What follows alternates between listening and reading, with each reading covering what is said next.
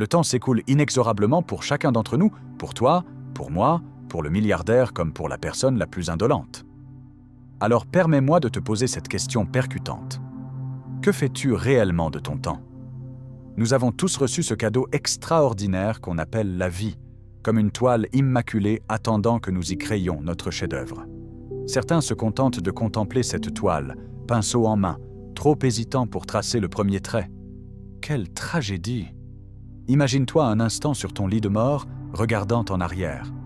Souriras-tu en sachant que tu as pleinement vécu, ou seras-tu submergé de regrets, souhaitant avoir eu plus de temps pour accomplir tout ce que tu reportais sans cesse?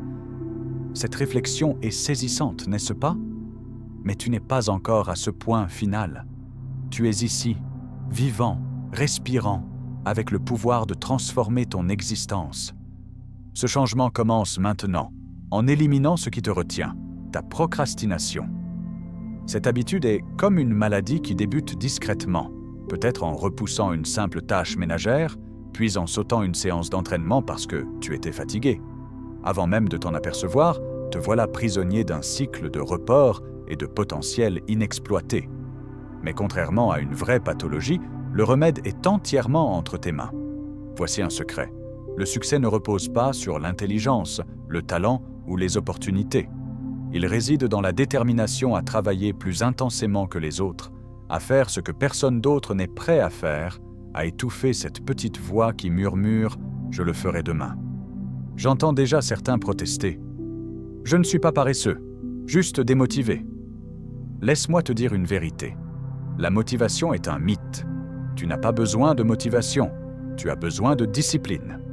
La motivation fluctue comme les marées, mais la discipline, elle, te fait te lever à l'aube quand chaque fibre de ton être te supplie de rester au lit. Penses-tu que les personnes accomplies se sentent constamment motivées? Qu'elles s'éveillent chaque jour débordantes d'enthousiasme? Absolument pas. Elles éprouvent les mêmes doutes, les mêmes craintes que toi. La différence? Elles ont appris à agir malgré ces sentiments. L'action précède la motivation et non l'inverse. Ne reste pas dans l'attente d'une inspiration, commence à travailler et la motivation suivra naturellement. C'est comme plonger dans une eau froide. Le premier pas est le plus difficile, mais une fois immergé, tu t'adaptes rapidement. Parlons maintenant des excuses, ces justifications que nous chérissons tant. Je suis épuisé, je manque de temps, je n'ai pas assez de talent. Les excuses sont les fondations de l'échec. Chacune d'elles t'autorise implicitement à échouer, à accepter la médiocrité. Et la médiocrité est un territoire dangereux, confortable certes, mais c'est là que les rêves s'éteignent. Fais ce pacte avec toi-même. 0 excuse. Quand une justification se présente, écrase-la immédiatement et remplace-la par cette affirmation « Je peux faire mieux, car j'en suis absolument capable ». Les objectifs sont l'antidote à la procrastination. Ils te donnent une direction, un but. Tes objectifs doivent te mettre légèrement mal à l'aise. S'ils ne t'intimident pas un peu, c'est qu'ils manquent d'ambition. Le confort est l'ennemi de la croissance. Quand tu restes dans ta zone de confort, tu n'évolues pas, tu n'étends pas tes limites, tu te contentes d'exister. Et exister n'est pas suffisant.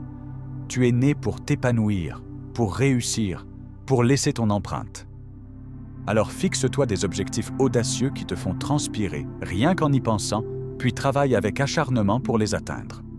Ne te contente pas de définir un objectif global, décompose-le en étapes réalisables.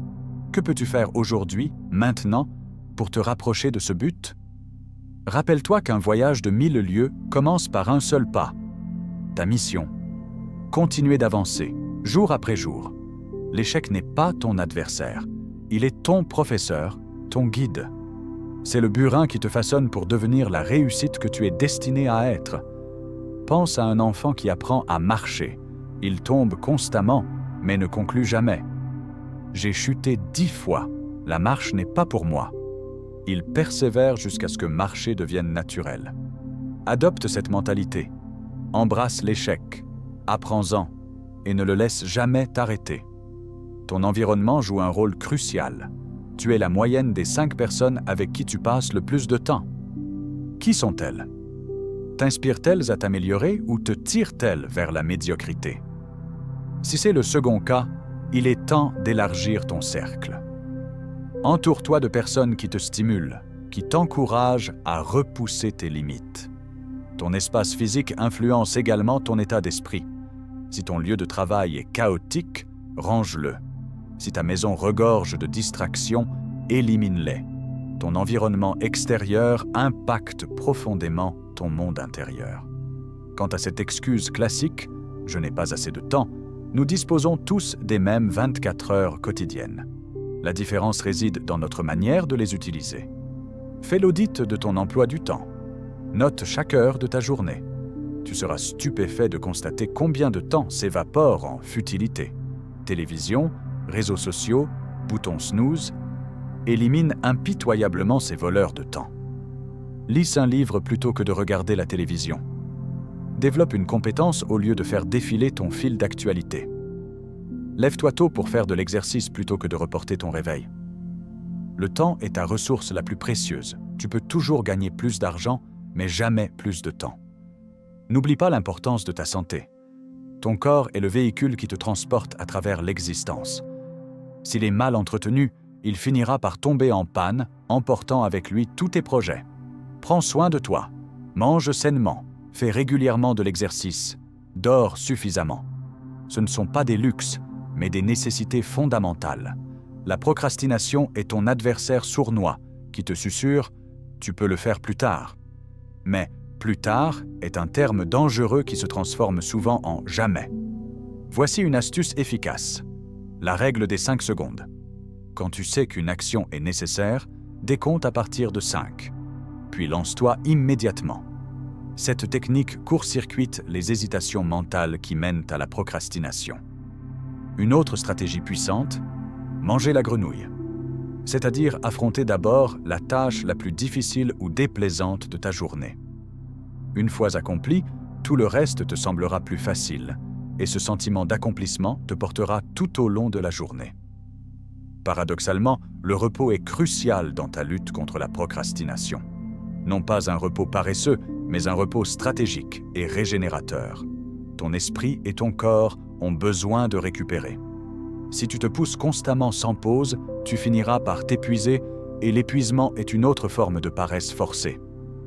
Planifie intentionnellement tes moments de récupération. Méditation, loisirs créatifs, temps de qualité avec tes proches. Ces pauses doivent te revitaliser pour que tu reviennes à tes objectifs avec une énergie renouvelée. La discipline est le pont entre tes aspirations et leur réalisation.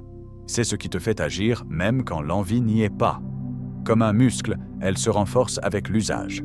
Commence modestement. Peut-être faire ton lit chaque matin ou accomplir 5 pompes quotidiennes. L'important est la régularité. Progressivement, ta discipline se développera et tu pourras relever des défis plus ambitieux. Méfie-toi du perfectionnisme qui se déguise en vertu, mais n'est souvent qu'une autre forme de procrastination, une excuse pour ne pas commencer ou ne pas finir. Mieux vaut réaliser quelque chose d'imparfait que de ne rien faire du tout. La perfection est l'ennemi du bien. Commence, améliore-toi en cours de route.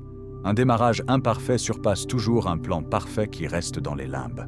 Les habitudes façonnent ta vie. Cultive des routines productives. Lever matinal, lecture régulière, exercice constant. Sur le long terme, ces habitudes transformeront ton existence. Maintiens-les jusqu'à ce qu'elles deviennent aussi naturelles que te brosser les dents. Une fois ancrées, elles te soutiendront même les jours où ta motivation faiblit. Dans notre monde hyper connecté, les distractions technologiques sont omniprésentes. Combien de fois as-tu consulté brièvement ton téléphone pour te retrouver à défiler l'écran pendant 1 heure? Ces interruptions s'accumulent et dévorent ton temps productif. Établis des limites strictes.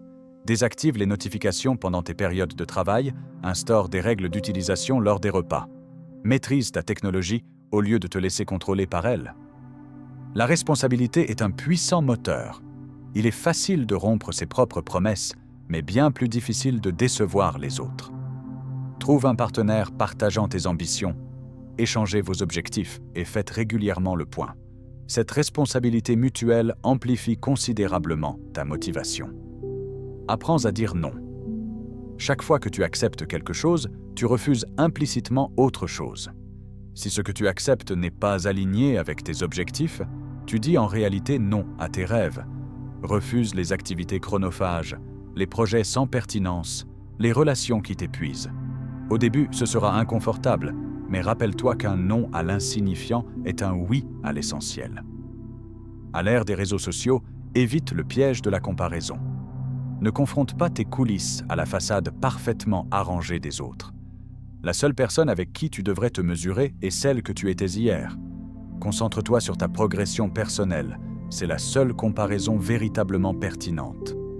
Dans un monde en évolution constante, fais de l'apprentissage une habitude permanente. Lis, assiste à des séminaires, suis des formations en ligne, recherche des mentors.